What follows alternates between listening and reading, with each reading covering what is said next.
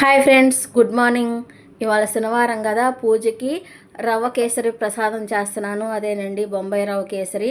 ఒక గ్లాస్ రవ్వ తీసుకున్నాను, ఒక గ్లాస్ పంచదార తీసుకున్నాను. గ్లాస్కి 3 గ్లాసులు నీళ్ళు పడతాయండి. పొయ్యి వెలిగించి పొయ్యి మీద పెట్టుకొని ఈ పంచదార, ఈ నీళ్ళు 3 గ్లాసులు నీళ్ళు పోసుకొని కొంచెం ఫుడ్ కలర్ వేసుకొని పంచదార కరిగేదాకా మరకపెట్టుకోవాలి. ఈలోపు ఇంకో పొయ్యి మీద ఒక కళాయి పెట్టుకొని ఒక అర స్పూన్ నెయ్యి వేసుకొని ఈ రవ్వ వేపుకోవాలి. సన్న మంట మీద వేపుకోవాలండి. దాంట్లో జీడిపప్పు, కిస్మిస్ అవి కూడా వేసుకొని వేపేసుకోవాలి.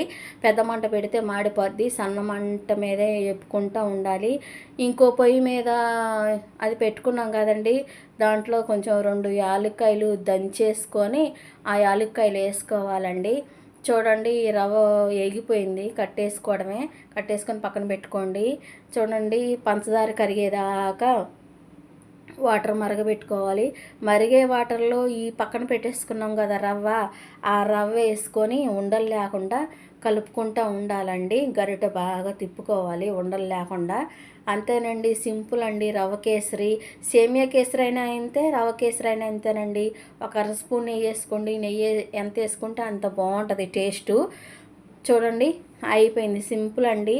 దగ్గరగా బాగా దగ్గర అయ్యేదా కలుపుకోవాలి. అంతేనండి, సింపుల్ అయిపోయిందండి. మీరు కూడా నచ్చితే ట్రై చేయండి. నచ్చితే లైక్ చేయండి, షేర్ చేయండి, సబ్స్క్రైబ్ చేయండి. Bye friends.